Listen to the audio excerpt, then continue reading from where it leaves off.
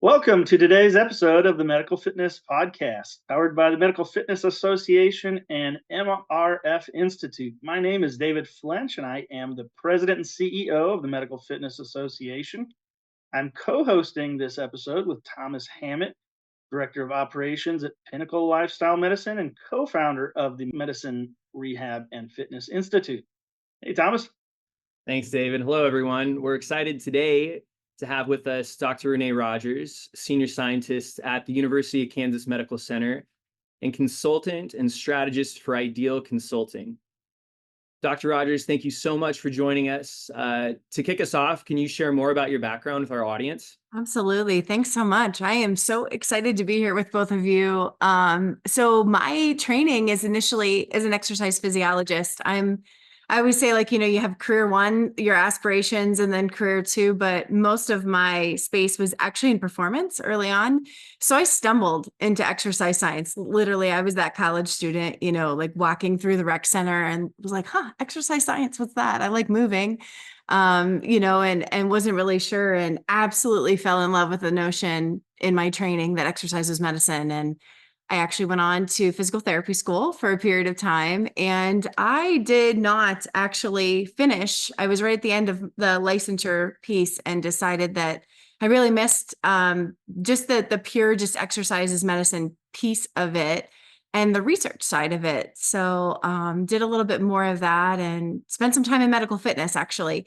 I worked in early on in the day, a small clinic in a town in Ohio that I lived, where I was getting physicians referrals primarily for weight management. So it was myself, a behavioral psychologist, and a dietitian, nutritionist at the time, and we were doing our best. And it was one of those aha moments in life where you go, "Wow, there's a lot of people that need help in this space." And I thought I knew what I was doing, and realized very quickly I needed more training. And that's when I found my way at the University of Pittsburgh to study primarily the role of exercise and obesity treatment, and also got some training in the behavioral treatment, behavioral psychology behind, health and well-being. So I kind of bring my areas of expertise in engagement and performance, and thinking about how we engage people. That's kind of the roots of what I do deep down. But exercise physiologist and obesity, I don't want to say treatment specialist, but researchers, maybe a nice way to put it nowadays, and also with a focus on behavior. So try to meld those worlds together in the way that I think about biological changes related to exercise and obesity, and also behavioral needs related to engaging persons with obesity in really good physical activity and lifestyle interventions. So try to pull all the worlds together in a line of biobehavioral research currently. So lots of things. And now at the University of Kansas Medical Center, I've been there for about a year, expanding my research there. I didn't realize that you had gone to PT school. Thank you so much for sharing that background. And, it's so interesting that you say that the application of exercise as medicine wasn't kind of maybe not what you were expecting from PT. And I can't relate to that more. That, I actually stumbled right out of PT school into a job that I was lucky enough to have integration straight into an exercise as medicine type program. Yeah. I found throughout school that was just not there. So thank you for sharing that with us and today. And not to say it's not an important career path. And oh my goodness, those 3 years of training at the time, it was right in that transition when DPTs were starting, and we were it was still a master's. That's now I'm aging myself. Everybody's going to start doing a back calculation on me here. But, I was really interested in it, and I loved the clinical piece. And to be honest with you, as I think about working with patients with obesity, when I think about mobility, disability limitations, and balance and kinesthetic awareness and all those things, so much of that training that I received in my inpatient training and surgical, post-patient surgically that I received, has been so valuable. And it's also been extraordinarily valuable in clinical collaborations, as we think about being on comprehensive care teams. So really knowing how we can transfer care from one specialty to the next to keep the continuum of exercise going.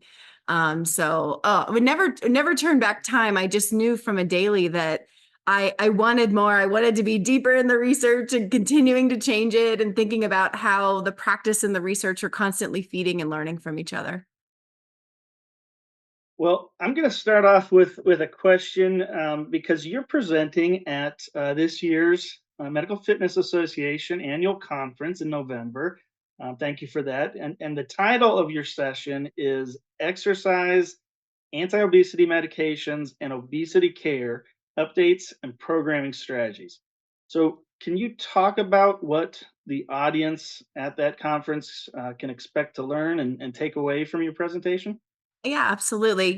It's funny, David, because I think it's been well over a year now. I remember sending you an email and going, "Hey, David, this new space of pharmacotherapy around obesity medications, it's just lighting up, and we're starting to do some research in it. And do you think that MFA might be interested in something like this?" And I know we went back and forth a few times, and you were very open-minded to it at the time, which I genuinely appreciate. And last year, I kind of was able to come in and talk about just the surface level, like what we know and what we don't know, and where I think things might be going, and some indicators of the role of exercise with a lot of gaps. I think I was talking more about what we don't know than what we know. And I think a year now has gone by and we've learned so much more. I mean, the landscape on a daily basis, I've dedicated myself to, 45 minutes to an hour of just trying to keep up every day on reading when I wake up in the morning, because it's so fast moving.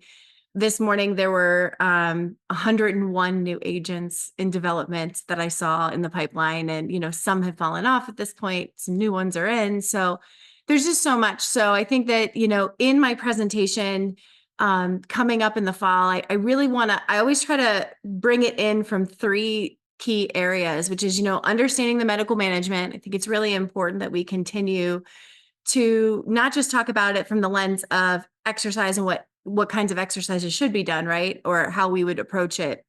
But I think really just comprehensively understanding what is happening in the obesity treatment landscape, and where does the pharmacotherapies fall into place, and then really get more into what we know and don't know about exercise. And we do have some more data, and I'm excited to talk about some of the newest clinical trials that we're running, both biological related to body composition and behavioral related to the human patient and what they're experiencing and their perceptions of physical activity. We keep learning more. We have such really cool data coming out that I think can help inform how we talk to patients, how we, embrace this opportunity ahead of us.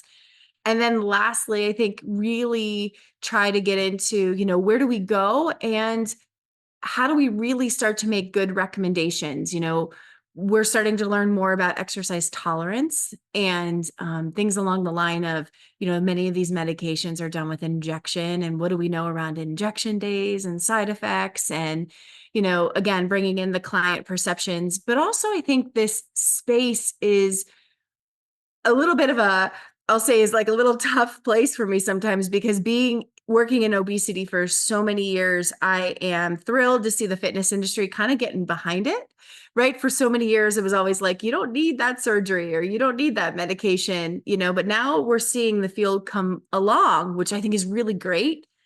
But I'm also a little worried we might be moving too fast, right? And developing programs or around medications when it's not about a medication, it's really about obesity treatment, right? And a medication is just a tool in that. So I'd like to bring some perspectives forward as how we think about this, because I think my biggest fear is, as we embrace, we don't want to jump too quickly and further widen the gap between medicine and fitness, right? We want to bridge it. So how are we working collaboratively, not from just a perspective of overlaying a method on a person? So I've got comments, I think, in all three areas and some nice data, hopefully, to show. And I'm sure by the time November comes, there'll be so much more to talk about. I can't wait because it's great that you mentioned a year ago. I'm remembering at that time, there were some of the medications that weren't even fully approved at Yeah. that point, and so others were just starting the approval. So it hadn't really got as far along as we are now. Just a little more than 6 months since last year's conference, Yeah. all of this has happened. So yeah, you can, it's going to be very interesting to kind of hear, and hear from others that are talking about it at the conference and what they're seeing. I was talking to Thomas a little bit earlier, if he's seeing that in some of his facilities, and Thomas, you can jump in, but it's saying that it's one of the hottest topics, and among members, and so it's one of these things that everybody's trying to learn as much as possible. Yeah. And it's so good, but it's as we're trying to learn, I think it's becoming very difficult. And I've had many fitness professionals reach out to me and say, I saw this. What do you think? Like, I think my LinkedIn is like pouring in with sometimes people saying like, is this true? And I'll see an article and I'll be like, whoa, step back. There's a lot of misinformation out there too, a lot of perception. And I think that getting ahead of it, a lot of people were speculating about a lot of things that we think might be happening. So again, that's why I think it's so important. And I hope to do this again in October is let's really tease out what we know and don't know. And what does the research really tell us before we start jumping in too deep? Yeah, as David mentioned, I might have something to jump in with here, because you mentioned something that's I'm really curious about. We tend to be, all of our fitness programming is integrated into hospital systems or medical programming. We tend to be really cautious about deviating away from our basic principles until we know enough to make that deviation for something specific. But as you were saying, it seems like there may be sometimes big jumps in the way programs are developed, maybe too quickly. And I don't want to steal the content from what you're going to present at the conference, but I'm curious if you could share more about that, because it's so interesting to me that there are groups that are actually going really quickly in program development. Yeah, I'm a little surprised because I see people first and foremost, saying things like, okay, well, here's the GLP-1 program, or here's the GLP-1 method. And I'm sitting there going, okay, whoa, let's pull back for a second here, because based on what evidence, right? And I think one of the things that has come out, which I will say the data is hard to get at, but we maybe have a few citations that reference it now, is that with medicines like semaglutide and tirzepatide, we're seeing upwards of 25 to 40% lean mass loss. And I believe it's there, from the data. When you look at the DEXA data, but I will also say in some of these clinical trials, we need to be careful because there was mixed methods used for some of the body composition analyses. It's kind of pulling it out of the back channels to get to it. Because really these trials are designed for the efficacy of the medication, not always to test all of these things, right? So really rigorous clinical trials that have deeply looked at the body composition, they haven't been done. I'm excited to say we're doing some of that work now in our research program. But that being said, we think we know there's this range. We also know there's a lot of variability around that range. And is it age variability? Is it biological sex variability? Is it, chronic disease variability? Again, we don't know. And we have to remember that many people with obesity, especially, your BMI 27 and above, you have to have some kind of correlated obesity-related condition to go along with it. So we may be dealing with multi-condition, multi-comorbidity here. So that variability is big. So we want to be very, very cautious around that first and foremost, right? But in addition to that, I think the biggest point, and I know that if anybody's, seen me on social media or you followed any of the publications that I've recently had out there, I try to strongly, strongly emphasize to fitness professionals that lean mass is not the same as muscle mass. Do not use those words interchangeably. We have currently no published data to tell us what percentage of that lean mass loss is truly skeletal muscle. And there was actually just something that came out in a JAMA Viewpoint this last week that said, like, maybe we're saying something's there that's not. We don't have the evidence and we need to do more with it, which makes me happy because the pendulum was swinging all in this direction that everybody's losing all this muscle. And now, though, on this viewpoint, it may be like, maybe it's not. My position truly stands that, nope, we need to keep our mind open to explore it, answer the research questions the right way, and then make the determination. I think at the end of the day, my speculation with all of it is that we're going to find that every human being is different and we need to be prescribing exercise based upon what we're needing and what we're seeing. And for every human, we recommend resistance training for muscle health. What's any different in this case, right? So, and again, with the research, we don't know in a hypocaloric state, and I always reference back to the very low calorie diets. I don't know if we think way back when, right? These studies were published in the 90s. And if we look at the diet of patients taking these nutrient stimulated hormone therapies, the intake is very similar to what we see on a very low calorie diet, sometimes under 1,000 calories a day. That's pretty extreme. And we know in a hypocaloric state, it can become very difficult to, I mean, anytime you lose weight, but in this case, especially to preserve lean mass loss. There's always a loss of lean mass.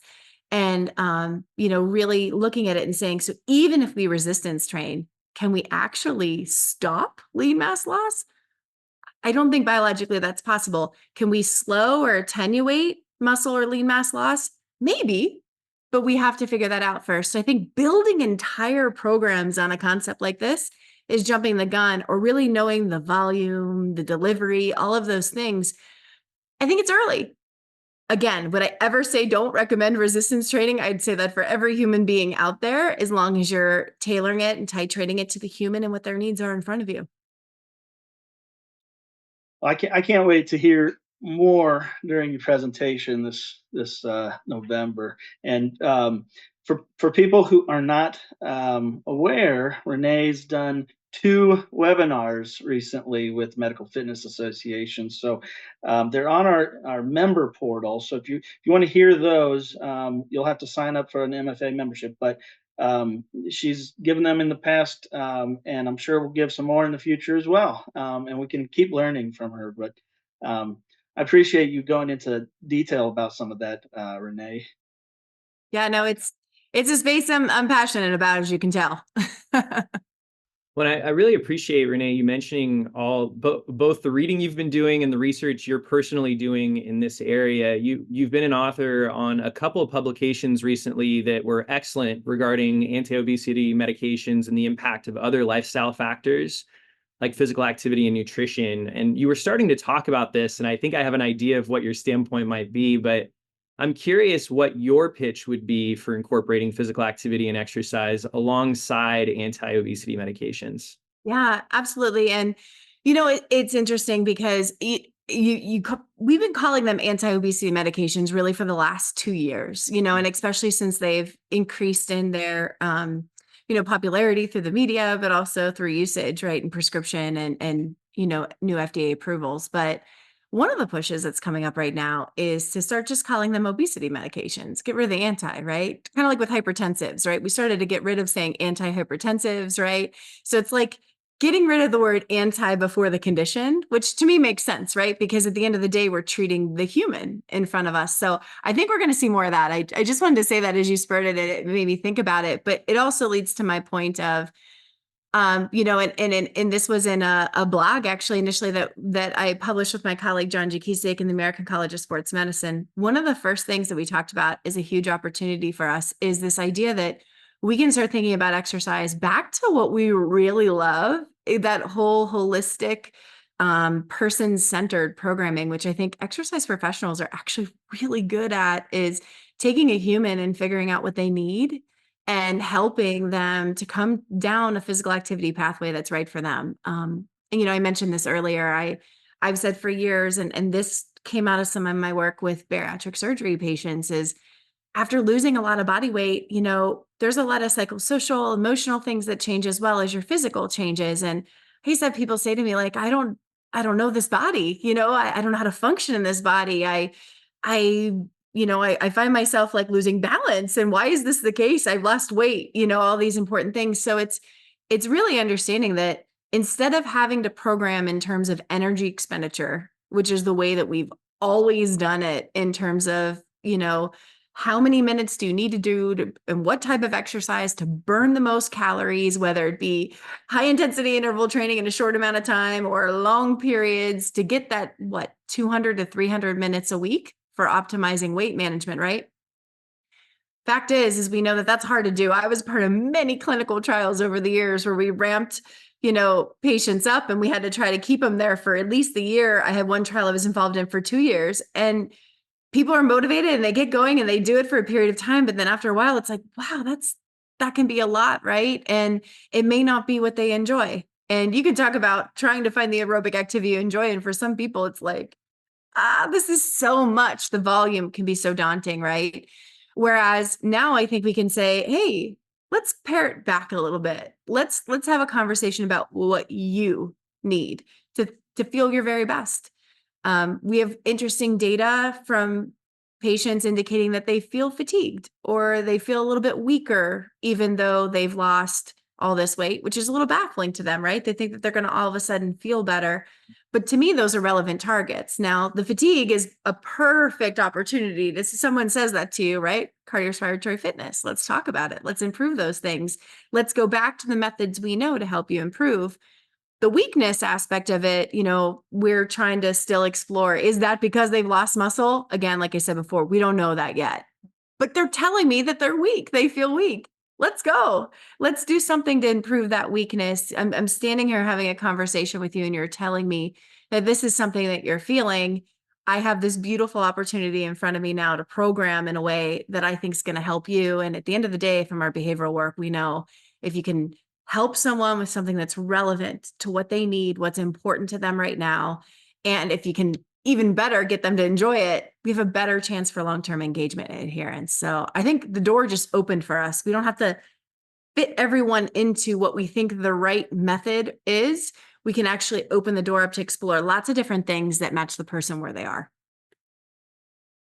Yeah, a lot of reasons, other reasons to exercise, right? That is Yeah. good aspects. A lot of the mental things. So, I saw you're talking about social posts, a LinkedIn post that you had recently, and you were talking about using correct terminology, and that's been one of my things. You hear all kinds of terms used incorrectly, and so I liked your post. You said, stop calling these medications weight loss drugs, or stop calling them all Ozempic, and stop making claims that these programs will stop muscle mass.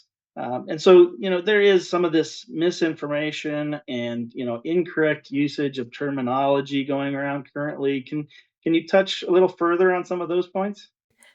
The Medical Fitness Podcast is brought to you in part by the Medical Fitness Association.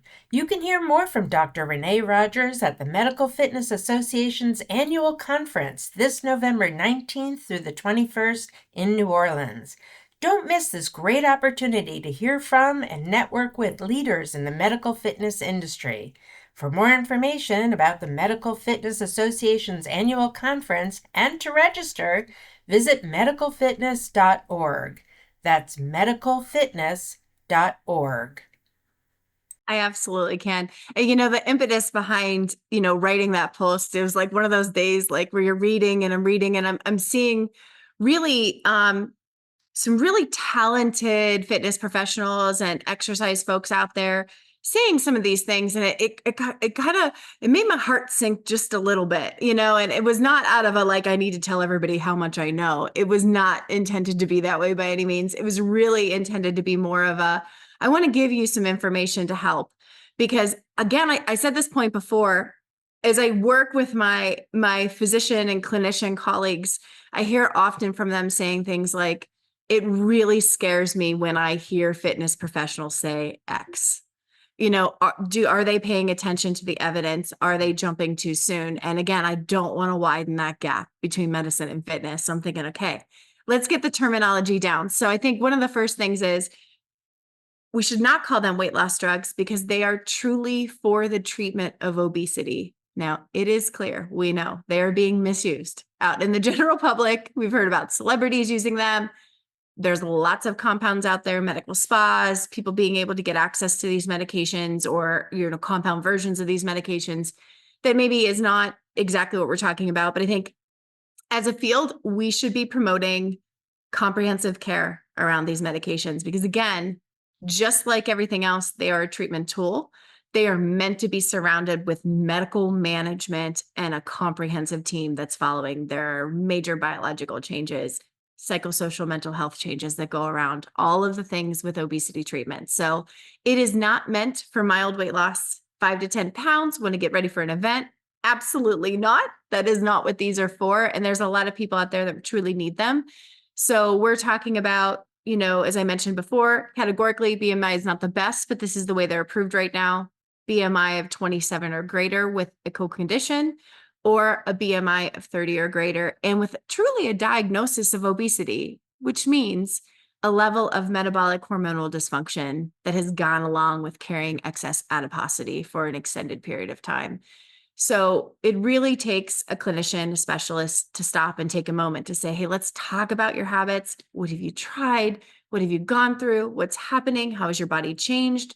They know your medical history. They're screening you very carefully, all of those things. So when we just call on weight loss drugs, we're kind of, dropping them into this category. I hate to say it, of something that the industry, has jumped over, right? It's so many people are interested in them. But truly and truly, we need to remember they're for the complex, multifaceted condition of obesity. So that's number one. Ozempic, of course, we want to call it Ozempic because, the commercial, you can sing the jingle, I'm sure, if you really want to think about it right now. But, it was the first. Semaglutide is Ozempic. And when it was first approved it was for the treatment of type 2 diabetes. And truly, this version of what people like to call a GLP-1. We can talk about that in a second if you'd like, but the GLP-1 drug base, liraglutide was out well before that. But when semaglutide came out for the treatment, it was an improvement on the medication class. And we started to see doubling the weight loss that we saw with liraglutide before. So all of a sudden, everybody was like, Ozempic is the thing. We're going to get Ozempic, right? And celebrities started to talk about it and social media started to talk about it. The problem with that is Ozempic's the trade name of the drug, and it is for type 2 diabetes. The correct Wegovy is for the treatment of obesity in the semaglutide category. Tirzepatide, the new kid on the block, Mounjaro, is for diabetes, and Zepbound is for obesity treatment.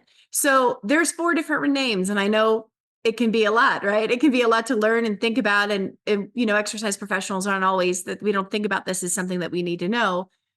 For that exact reason, though, we shouldn't be grabbing a trade name and calling everything the same. The 2 drugs are different. They work differently. They're receptor agonists, what they use, how they work in the body. And I can tell you, I mentioned there's so many drugs in the pipeline. They're not all going to look and feel the same. They've discovered a certain pathway with these nutrient stimulated hormones now, but how they're administered is going to change, what hormones they integrate. GLP-1 is not necessarily going to be the backbone of them. So if we call everything Ozempic, I don't want to say we're not getting street cred here, but really and truly we're not, right? As fitness professionals, we're jumping on something without really understanding the landscape. And I think as clinicians and people that we want to partner with read this, they go, good clickbait, but do they really know what they're talking about? And I think that puts up a red flag for us to think about is, again, not widening that gap between us and the medical profession.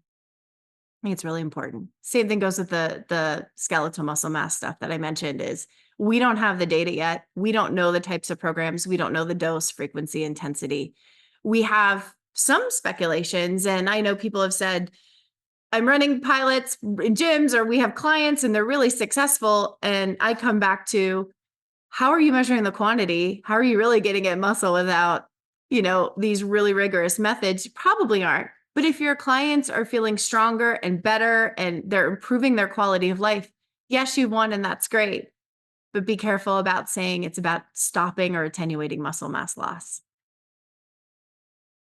In one of your articles, this kind of goes along with what you were just talking about. You comment that exercise professionals need to embrace these medications in a similar way to the approach taken with other chronic health conditions, and that lifestyle behaviors such as physical activity should be part of a comprehensive care program that's not at odds with the medical approach. Yeah. But they're complementary. So I like the examples of programs like cardiac rehab, where you would never hear the exercise professionals within a cardiac rehabilitation program say that the only method to treat those people with heart disease should be exercise and nutrition, and that those other medications they're on are not necessary. So it's kind of an interesting take on this as well. Can you expand on that? Yeah, for sure.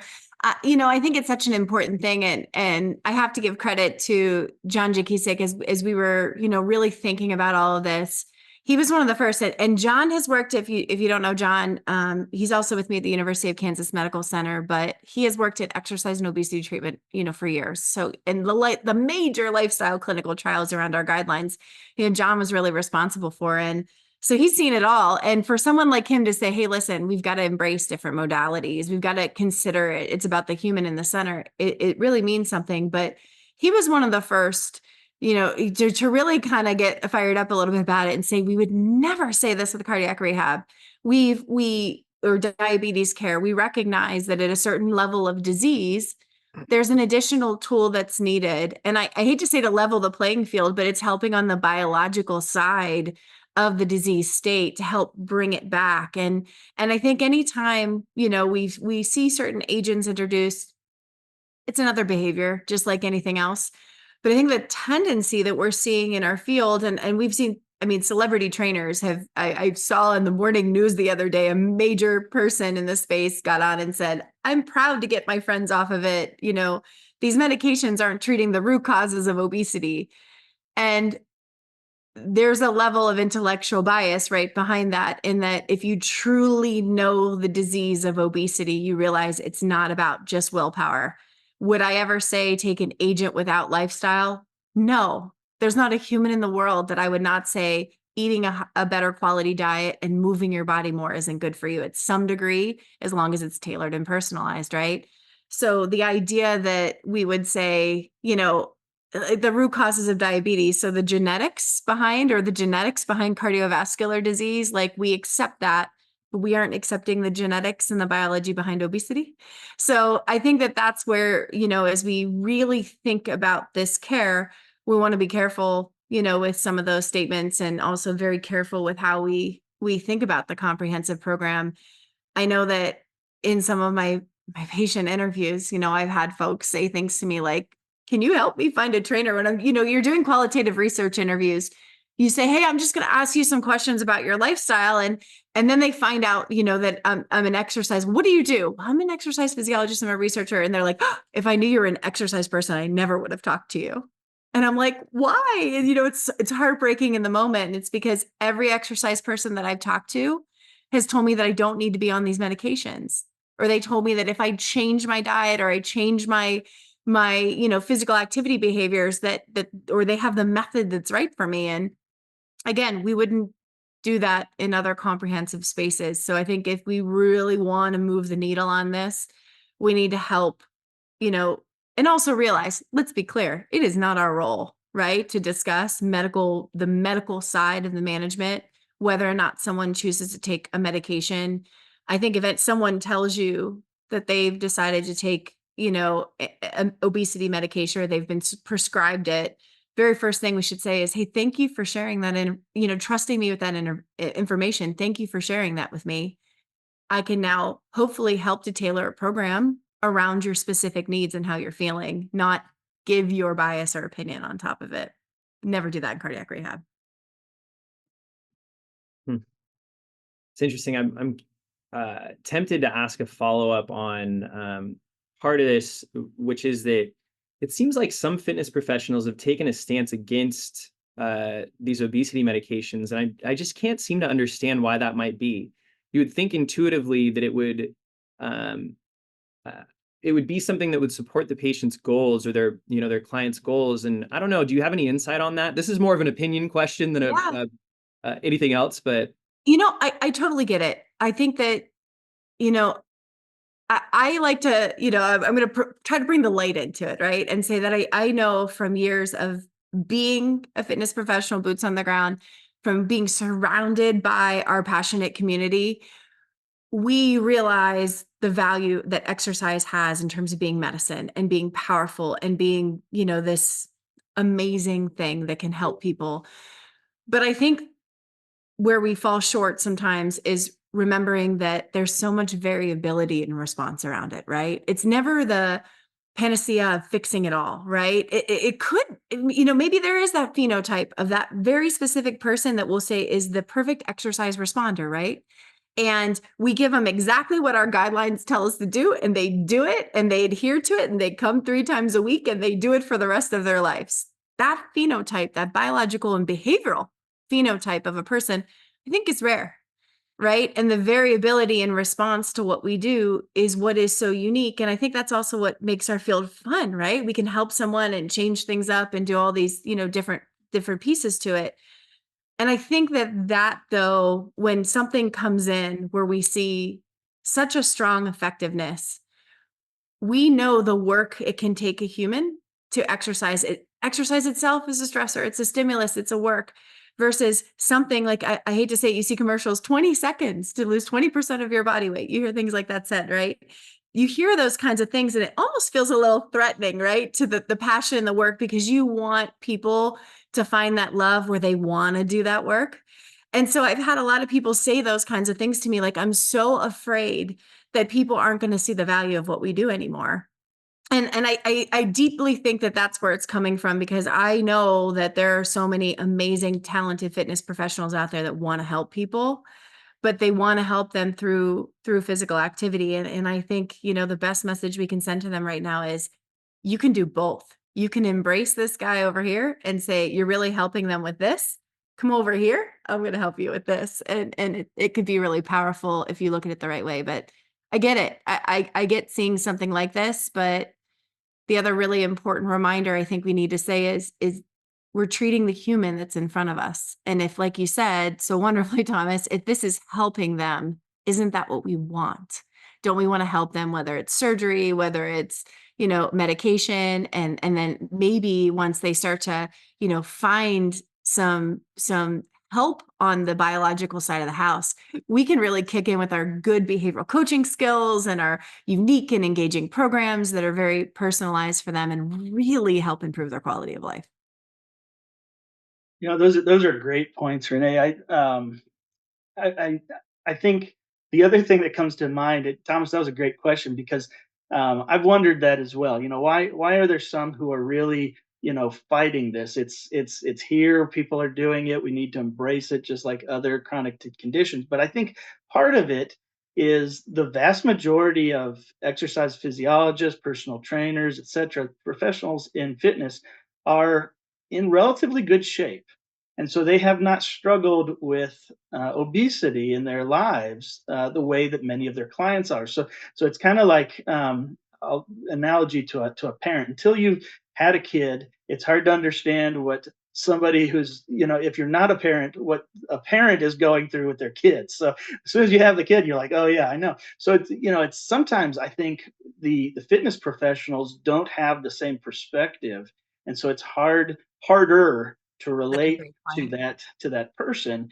But again, just as you've said several times, putting that person in the center and figuring out what's best for them. And I think it also reminds me, when I was running medical fitness centers, we would hire, sometimes you're not your prototypical exercise physiologist for the role, because we knew they could relate. So someone a little bit older, somebody not in the best of shape but has great knowledge, and they end up really relating to some of the clients that come through. And so there's that was always one of the things that I thought, having a variety in the staff, so that people don't feel as intimidated always. So creating the environments that allow people to be not as intimidated.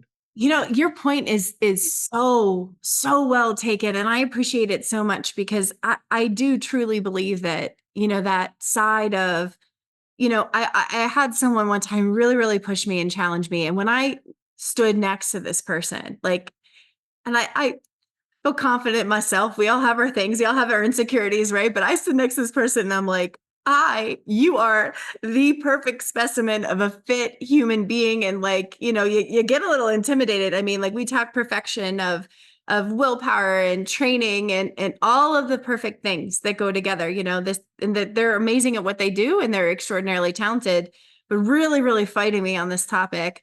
And I remember, to your point, David, of really saying but what if, right?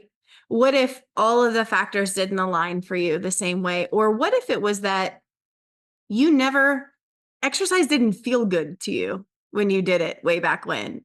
Would your life have been different? Or if you had had a really poor previous experience, or if you'd been battling, body weight since a child and had a different experience, what if something in your pathway was different? Would you still be the person that you are?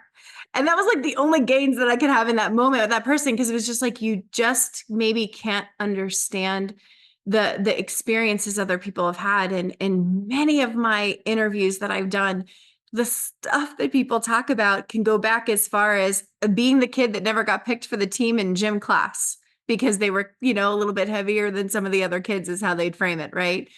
All the way to having people say to me, I walk into a gym and people are taking selfies and posting on social media in the fitness facility that I went to, and I feel like I look different from everybody else, or that self-efficacy piece comes up, or that discomfort in what you talked about in the environment, or nothing was more embarrassing than going in the locker room and the towel being too small to fit around my body, right?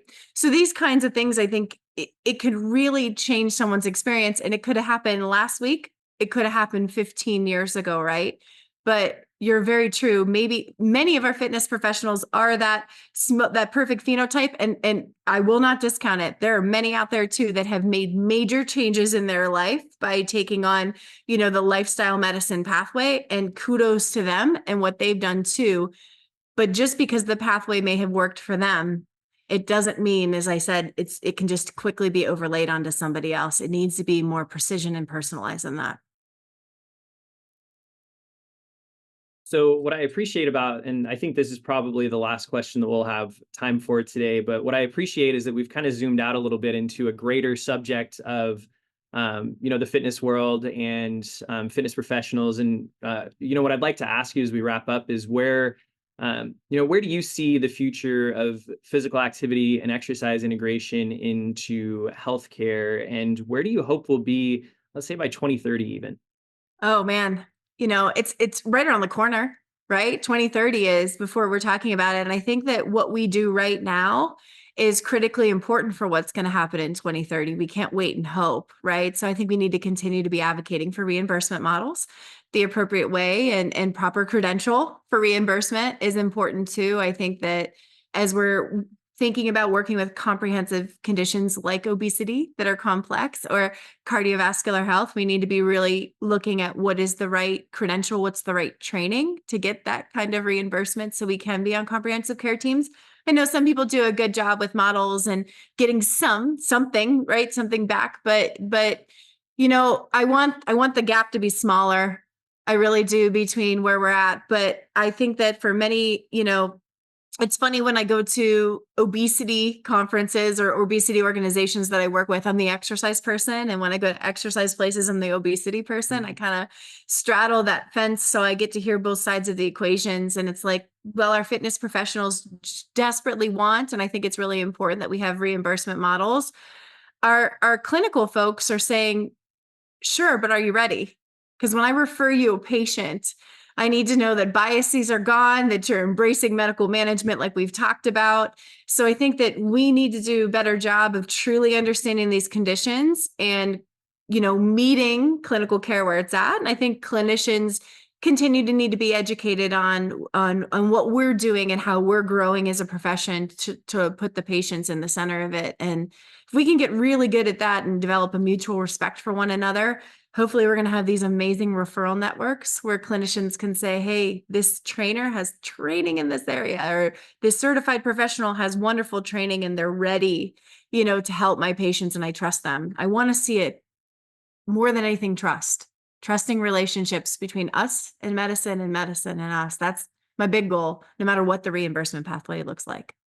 It's funny, if you didn't say that word, that's exactly what I was going to use to summarize what you were saying. It truly is that over the next, 6 years, hopefully, and I shouldn't say hopefully, because I believe that it's inevitable, as physical activity and exercise integration happens into healthcare, trust has to be a part of it. It will grow, it will continue to grow further apart. And there's a bit of this is a tall task for the fitness professional out there who's trying to keep up the same way that you are, right? With all the changes in medicine and medical interventions. And it's a part of it, but absolutely agree with you and appreciate your perspective on that.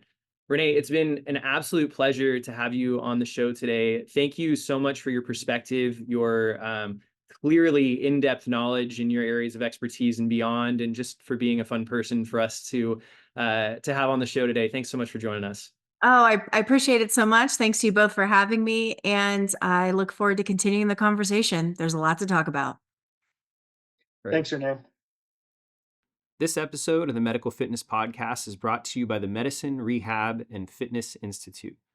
The MRFI has been co-founded by medical, rehab, and fitness practitioners who see the medical necessity in getting people to be more active and fit. There is a sleeping giant of opportunity to building a more active population, an opportunity which lies in a more effective medical referral pathway to exercise programs and professionals equipped to serve that pathway. To learn more about our services and how we're working to make this a reality, visit mrfinstitute.org. That's mrfinstitute.org.